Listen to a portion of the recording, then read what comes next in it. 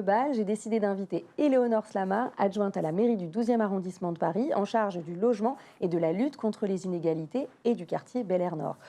Bonjour Éléonore. Bonjour Claire et merci pour votre invitation. Merci à vous de l'avoir accepté, je suis ravie de vous avoir avec nous aujourd'hui. Nous allons parler de votre nouvel outil qui s'appelle l'Intensiscore. Alors dites-nous en plus justement sur cet outil qui va révolutionner les espaces urbains. Alors, il faut bien comprendre aujourd'hui qu'au même titre que le gaspillage alimentaire, le gaspillage de l'eau, de l'énergie, nous vivons au cœur d'un immense gâchis, ce que j'appelle moi le gaspillage immobilier, le gaspillage de nos mètres carrés. Alors, ce gâchis se caractérise déjà par la vacance. Vous le savez, on a 3 millions de logements vacants aujourd'hui sur l'ensemble du territoire national, 9 millions de mètres carrés de bureaux vides et puis 170 000 hectares de friches. Et puis, en plus de cette vacance, il y a ce que j'appelle la sous-utilisation massive et généralisée de nos mètres carrés. Un immeuble de bureau, une école, un équipement public, c'est même pas utilisé 20% du temps sur l'année. C'est-à-dire que 80% du temps, ces espaces que nous fréquentons tous au quotidien, eh bien, sont vides et ne servent strictement à rien ni à personne. Et donc, il est urgent de changer de regard sur ces mètres carrés qui nous entourent et d'utiliser mieux ces espaces, de les optimiser.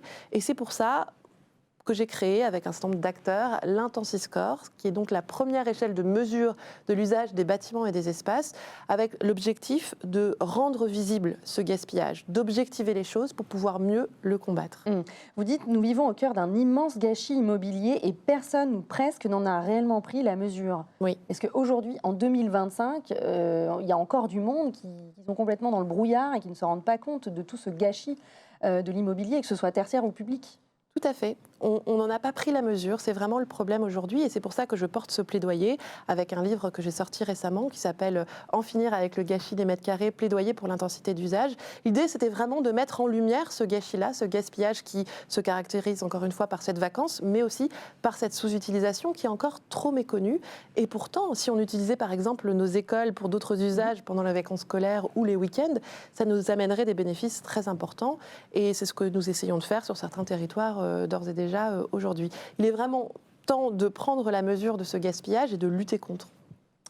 Est-ce qu'on peut imaginer que des immeubles de bureaux inoccupés soient transformés en logements, en crèches ou en espaces associatifs ? Alors, en tout cas, c'est vrai que la ville monofonctionnelle telle qu'on l'a connue jusqu'alors, elle est terminée. Un immeuble, un usage, une fonction, ce n'est plus possible. On va vers des quartiers mixtes, avec des immeubles où il se passe plein de choses, justement, au cours de la semaine, de la journée ou de l'année, avec une diversité d'usages, en effet, du bureau, du logement, de l'équipement public, du commerce. C'est vraiment important d'aller vers cette ville-là, cette ville multi-usages. Pour intensifier les usages de nos villes, on peut justement activer un certain nombre de leviers comme la mutualisation, qui est le fait d'utiliser un espace pour une même fonction mais avec différents usagers, comme l'hybridation, qui est le fait d'utiliser cet espace pour plusieurs fonctions, la chronotopie, c'est-à-dire penser l'espace en fonction des différentes temporalités, et puis bien sûr la réversibilité. C'est le fait de penser l'usage dans le temps et pouvoir le faire muter en fonction des besoins qui sont les nôtres. Et donc, en effet, on parle en ce moment beaucoup de la transformation, par exemple, des bureaux en logements. Et il faut pouvoir le mettre en œuvre. Et encore aujourd'hui, nous avons un certain nombre de difficultés à le faire. Il faut pouvoir lever ces obstacles pour pouvoir, en effet, permettre de faire muter notre parc plus facilement dans le temps.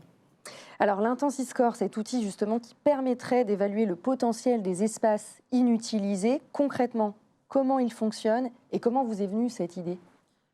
Alors, moi, ce combat, j'ai décidé de le mener parce que je suis, vous l'avez dit, adjointe à la maire du 12e arrondissement, en charge entre autres du logement, mais aussi des affaires sociales, et en tout cas de la grande précarité. Et c'est vrai que pendant le Covid, on a demandé à chacun de rester chez soi, de se confiner pour se protéger de ce virus qui nous menaçait. Mais comment on fait pour se confiner quand on n'a pas de chez soi et qu'on est un sans-abri ? Eh bien, d'habitude, par exemple, quand il fait froid, on met en place ce qu'on appelle le plan grand froid, c'est-à-dire qu'on met à l'abri ces personnes dans des gymnases. Mais pendant le Covid, la circulation du virus ne permettait pas de protéger comme il se doit ces personnes particulièrement vulnérables, dont l'espérance de vie est bien moindre que la population générale. Et donc moi, à l'époque, je trouvais ça aberrant qu'on ait tous ces bureaux, tous ces hôtels vides, puisque nous sommes à Paris, dans la ville la plus touristique du monde, et en même temps, ces personnes qui dorment à la rue et dont on ne sait que faire malheureusement. En tout cas, on ne sait pas les héberger comme il se doit. Et donc moi, j'avais pris ma plume et écrit à l'ensemble des hôteliers du 12e arrondissement pour les enjoindre de nous aider et leur proposer de mettre à disposition leurs locaux, bien évidemment moyennant rétribution et remise en état si nécessaire.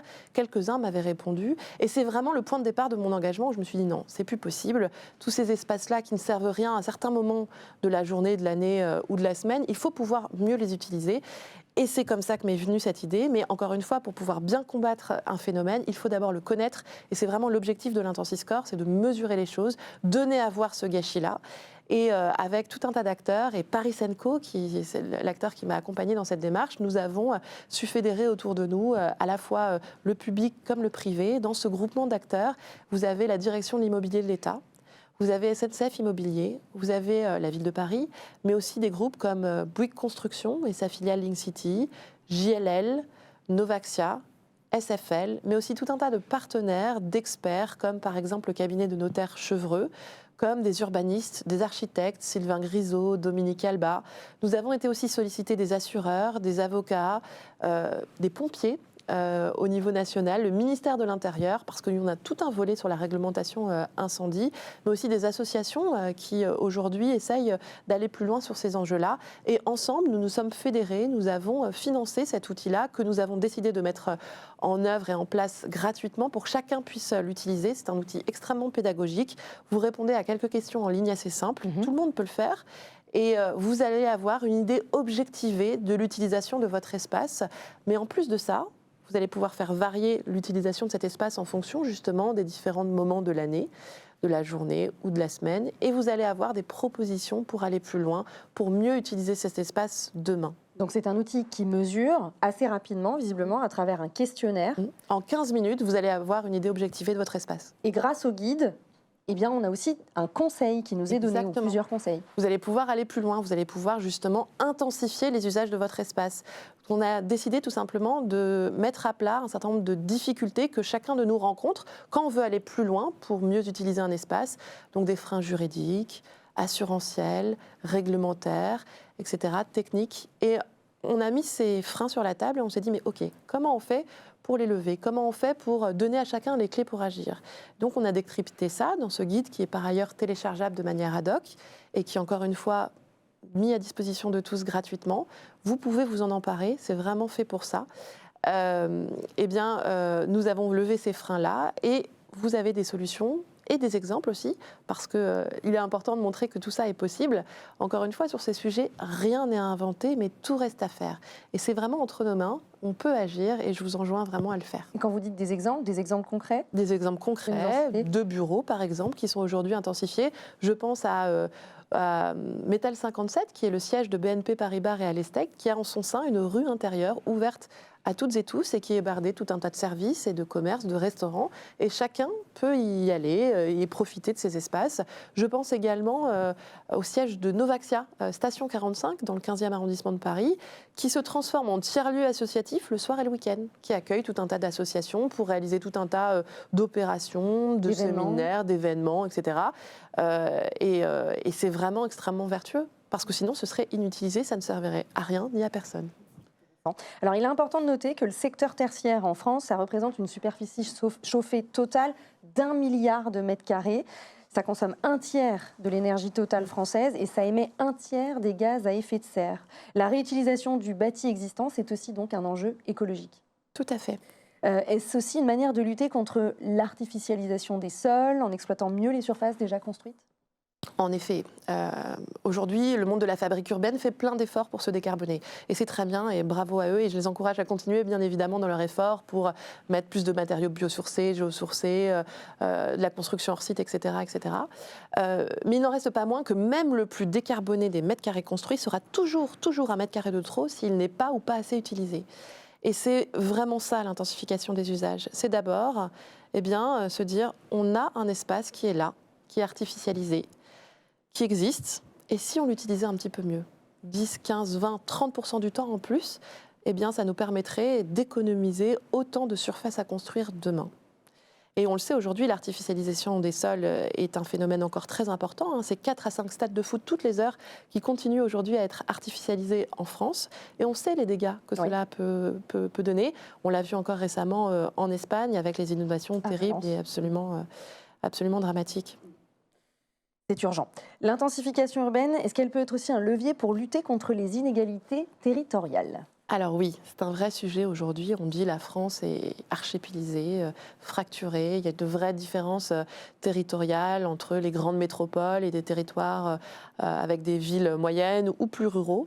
Et ce qui est bien, c'est qu'intensifier les usages, c'est peut-être tout à fait naturel et logique dans les zones denses comme Paris, mais c'est tout aussi pertinent dans ces villes ou dans ces territoires plus ruraux, parce que, par exemple, ça permet d'adresser un besoin dans un environnement qui dispose de ressources limitées. On parle justement de cette fracture-là, et si demain, dans ces zones, un espace était encore une fois utilisé pour plein d'usages différents à certains moments de la semaine, de la journée ou de l'année, eh bien peut-être que ça nous permettrait de vivre mieux. Et en tout cas, moi, j'en suis convaincue. Et dans mon livre, je développe absolument cela et j'explique pourquoi intensifier les usages, ça pourrait nous permettre de vivre mieux ensemble. Alors, certains craignent justement que cette intensification urbaine puisse entraîner une intensification excessive. Oui. Alors, aujourd'hui, il y a un vrai rejet de la population sur les sujets de densification. Un sentiment d'écrasement, de trop-plein, et on peut le comprendre. Et d'ailleurs, il faut densifier, mais peut-être densifier autrement, plus finement, en prenant en compte la parole des habitants. Mais intensifier les usages, ce n'est pas densifier, c'est mieux utiliser le déjà là. Ce n'est pas construire plus, ce n'est pas saturer, c'est utiliser autrement nos espaces pour qu'ils soient plus optimisés, plus performants, et qu'il soit plus utile, tout simplement, sans en rajouter dans la ville. Le quartier Bel Air Nord, dont vous avez la charge, est-ce qu'il est concerné par des projets d'intensification ? Alors, dans le 12e arrondissement, en effet, nous avons intégré un projet pilote du groupement, qui est donc la Sorbonne Nouvelle, une université publique qui a été inaugurée il y a quelque temps et qui déjà trop petite compte tenu du nombre d'étudiants, eh bien, nous travaillons avec leurs équipes pour voir comment on peut, en changeant de regard sur ces mètres carrés, eh bien, intensifier les espaces pour que chacun s'y sente mieux demain.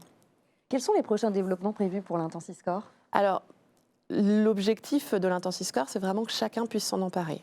Aujourd'hui, cet outil il est à disposition de tous et il nous donne une idée objectivée de l'utilisation d'un espace. Mais demain, j'ai plusieurs rêves, en particulier celui de mettre en place des cartographies territoriales de nos territoires pour que nos élus puissent s'emparer de ces outils-là et puissent faire de l'aménagement du territoire autrement, aussi en fonction de l'intensité d'usage des bâtiments et des espaces qui sont sur leur territoire aujourd'hui. Et cet outil-là, il est un petit peu compliqué à développer. On y travaille avec tout un tas de partenaires qui sont extrêmement intéressés par son développement. Très bien. Vous avez déjà eu des retours d'expérience depuis son lancement ? C'était en octobre ? Oui, on a lancé cet outil le 15 octobre dernier et beaucoup d'acteurs s'en sont emparés et aujourd'hui l'utilisent pour objectiver leur parc. Et nous ferons dans quelques mois un retour d'expérience sur les 17 projets pilotes que nous avons mis en œuvre partout en France sur différents types d'actifs. Vous avez par exemple un centre commercial à Ivry, vous avez des bureaux à Rouen, des équipements publics à Montpellier, vous avez la scène musicale à Boulogne qui sont concernés par ces projets pilotes sur lesquels nous testons l'Intensiscore et que nous mettons en œuvre des projets d'intensification des usages. Nous reviendrons vers les acteurs de la fabrique urbaine avec ces retours d'expérience pour justement faire part des difficultés auxquelles nous avons été confrontés et justement de ce sur quoi nous avons travaillé pour intensifier les usages de ces espaces. Est-ce que vous pensez que cette belle initiative pourrait intéresser d'autres villes en Europe ? Oui, d'ailleurs on a déjà des demandes d'un peu partout, en Allemagne en l'occurrence, mais aussi en Europe et même aux États-Unis, parce que ce sujet-là, c'est vraiment le sens de l'histoire. En tout cas, moi j'en suis convaincue. Nous avons l'obligation de faire mieux en termes d'artificialisation des sols pour que notre planète continue à être habitable par l'espèce humaine. Et donc oui, c'est clairement un levier. L'intensification des usages, c'est la première des boucles de l'urbanisme circulaire. Et on le sait, 80 à 90% de la ville de demain est déjà là. Donc il faut mieux exploiter ces mètres carrés existants. Ce recul, justement, on l'aura d'ici combien de temps ? C'est-à-dire peut-être d'ici une dizaine d'années, on pourra voir vraiment la répercussion de cet outil d'Intensiscore. Oui, je pense que dans les prochaines années, déjà, on pourra avoir de vrais résultats sur l'intensification des usages. Et c'est vraiment très important que chacun s'empare de ces questions. Et c'est pour ça que nous avons des élections municipales l'année prochaine. Et j'espère vraiment qu'une majorité de maires partout sur les territoires, et peu importe la couleur politique, s'emparent de ces questions pour mieux utiliser leur parc public, puisque la puissance publique a un rôle majeur à jouer dans la matière. Comme le parc privé, bien évidemment, c'est une révolution des usages que nous devons mener tous ensemble. Et pour cela, c'est très important de briser les silos entre le public, le privé et la société civile. Chacun a son rôle à jouer. C'est bien pour ça que je vous ai invité également. Et dernière question, vous avez un livre qui est sorti en 2024. Est-ce que vous pouvez nous en parler? On en a parlé un petit peu au début en introduction. Il y a un événement aussi, le 22 janvier. Tout à fait. Alors, j'ai écrit un livre qui s'appelle « En finir avec le gâchis des mètres carrés, plaidoyer pour l'intensité d'usage », parce que je vous parlais des freins tout à l'heure à une meilleure utilisation de nos espaces, des freins techniques, assurantiels, de gestion, réglementaires, juridiques. Mais pour moi, le plus grand des freins, c'est le frein culturel. Essayer de faire comprendre à chacun tous les bénéfices d'une meilleure utilisation de nos espaces. Et c'est vraiment l'objet de ce livre. C'est de convaincre. J'invite chacun, bien évidemment, à s'en emparer.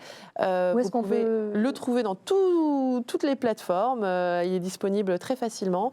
Il a été publié aux éditions Apogée. Il est préfacé par Jean-Louis Borloo, qui fut un grand ministre d'État. Et c'était important pour moi aussi de montrer que, encore une fois, ce sujet concerne absolument l'ensemble des territoires et tous les chiquiers politiques. Et voilà. Merci Éléonore Slama d'avoir accepté notre invitation pour échanger sur cet outil assez incroyable qui va, à mon avis, révolutionner beaucoup de choses dans l'immobilier d'entreprise, mais pas que, dans le public également. Et voilà, il faut qu'on travaille ensemble, c'est important. C'est ce que je retiens en tout cas de cet échange. Exactement. Merci beaucoup Claire. Merci à tous de nous avoir suivis. On se retrouve très bientôt pour un nouvel épisode de Well Done. D'ici là, gardez la forme.